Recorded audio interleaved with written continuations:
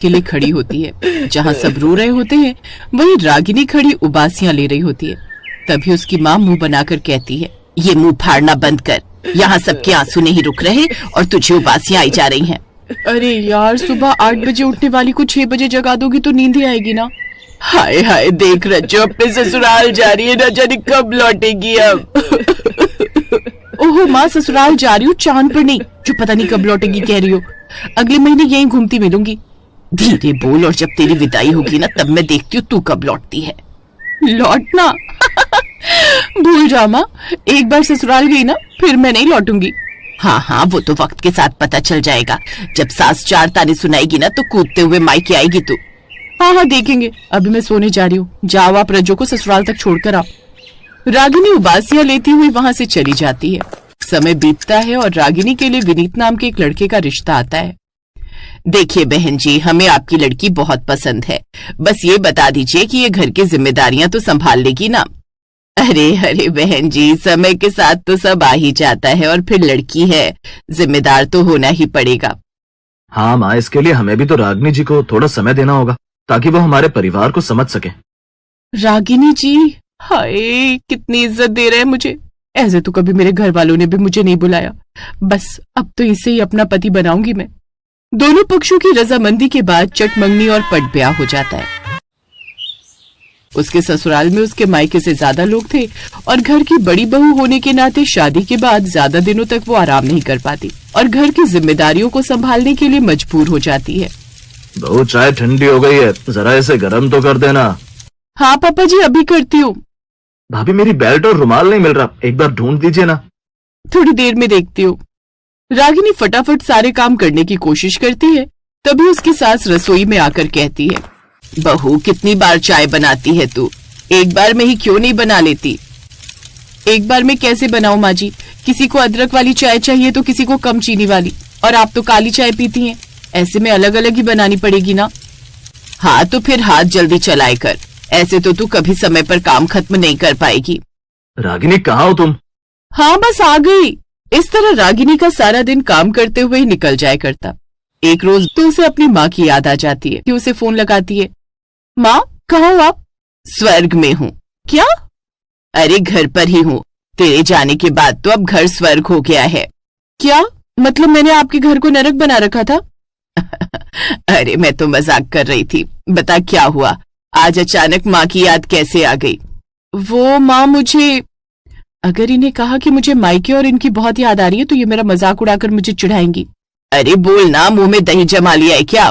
क्या ही बोलूं माँ, मैंने सोचा कॉल कर लेती हूँ, कहीं आपको ऐसा न लगे कि मैं आपको भूल गई हूँ। वैसे मुझे आपकी याद नहीं आती है क्योंकि सासू माँ मुझे इतना प्यार जो करती है। अरे वाह, बढ़िया है, और प्यार करेगी क्यों नहीं, वो रिश्ता तेरे लिए मैंने ही तो ढूंढा है। अच्छा चल, मैं रखती हूँ फोन, मुझे पड़ोसन के घर पूजा में जाना है। अरे रुको माँ, सुनीता कॉल कट कर देती है और समय बीतता है। एक रोज रागिनी की ननद काव्या अपने दोस्तों को घर ले आती है।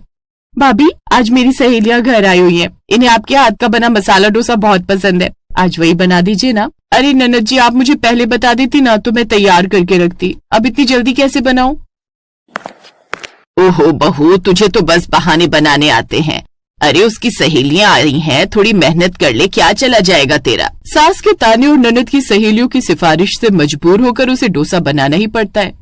कुछ ही देर में सारी तैयारी करके वो गर्मा गर्म डोसा बनाकर सभी को परोसती है और थक कर कहती है, हे भगवान, ये सहेलियां हैं या राक्षसनी, मैं बनाते बनाते थक गई लेकिन ये खाते खाते नहीं थक रही। एक बार ससुराल गई ना फिर मैं नहीं लौटूंगी। अरे वाह रागिनी, क्या डायलॉग मारा था तूने। अब देख, भगवान ने भी सोचा होगा, चलो बेटी की इच्छा पूरी कर देते हैं। विनीत अंदर आता है। अरे रागिनी, मम्मी तुम्हें ढूंढ रही है। अब क्या काम है? बस इतना कि काव्या की सहेलियों के लिए नारियल की चटनी थोड़ी और बनानी है। क्या? अभी तक डोसे खा कर उनका पेट नहीं भरा?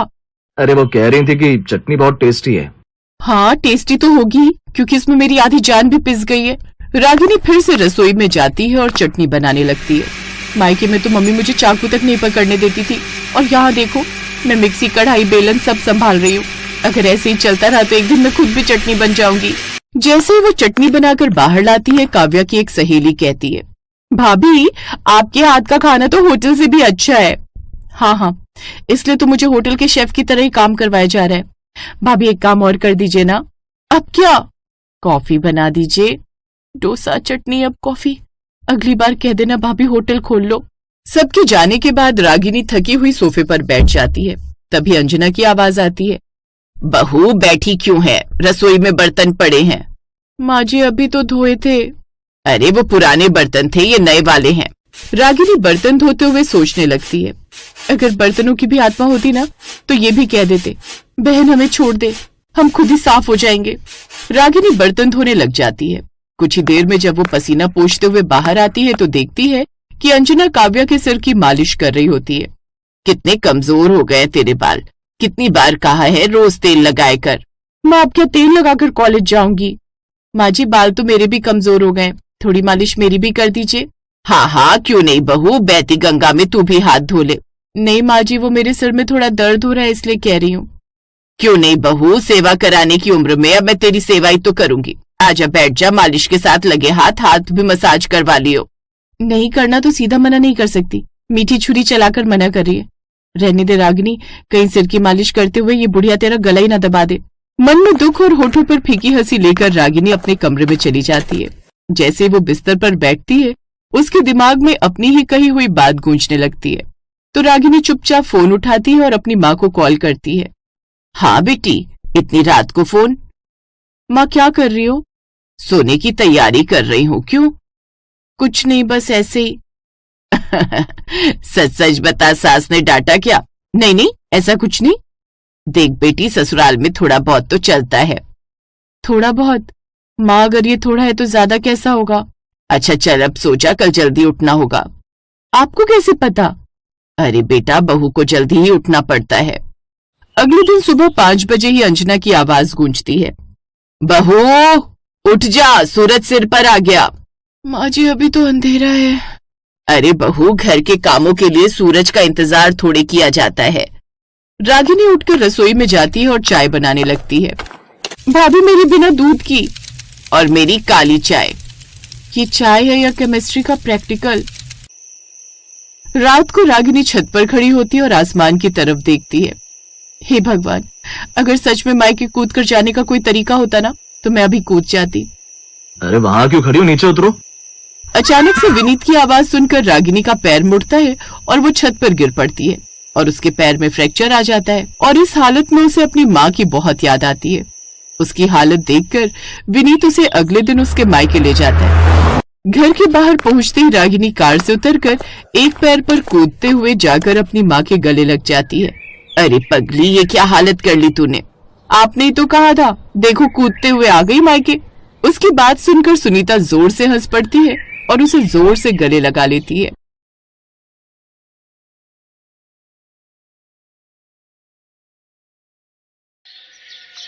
हेलो कियारा बेटी, कैसी है तू? मैं ठीक हूँ मम्मी, तुम कैसी हो? मैं भी ठीक हूँ बेटी।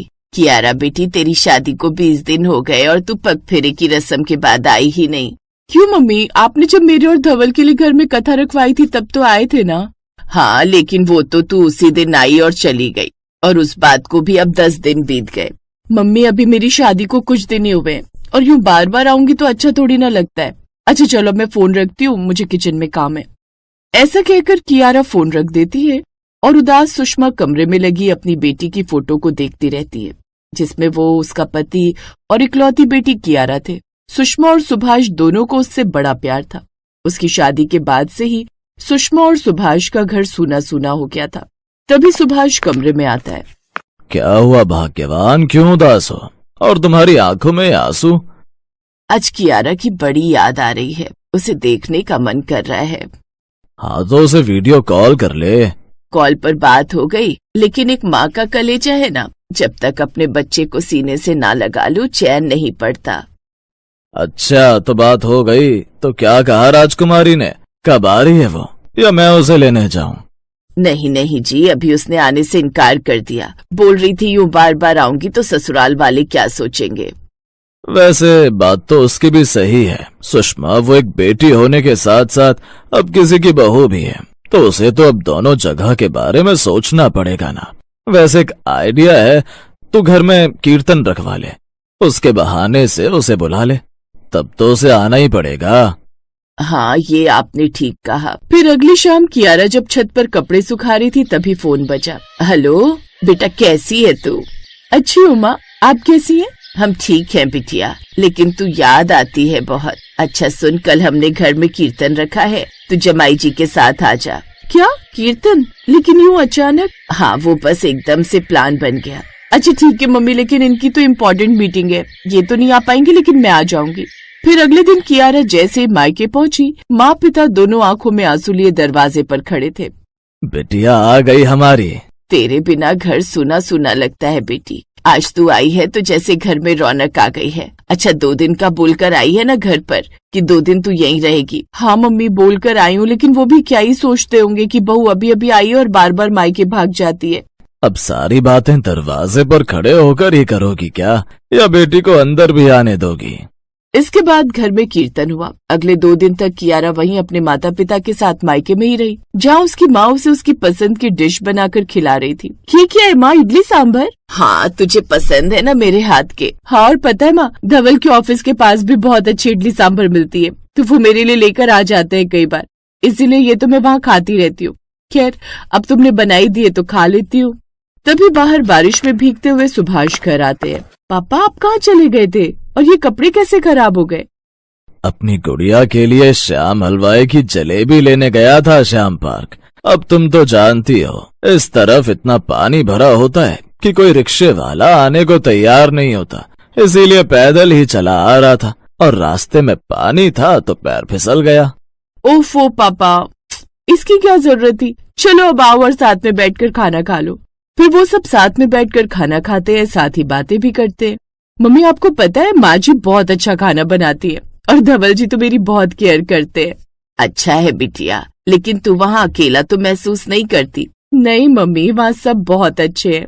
अपनी बेटी को ससुराल में खुश देखकर वो लोग भी खुश थे। अगले दिन कियारा वापस अपने ससुराल चली जाती है और एक बार फिर सुषमा और सुभाष का अपना घर सूना सूना हो जाता है। उधर कियारा अपने ससुराल पहुंच जाती है और फिर से अपने ससुराल की जिम्मेदारियों में खो जाती है।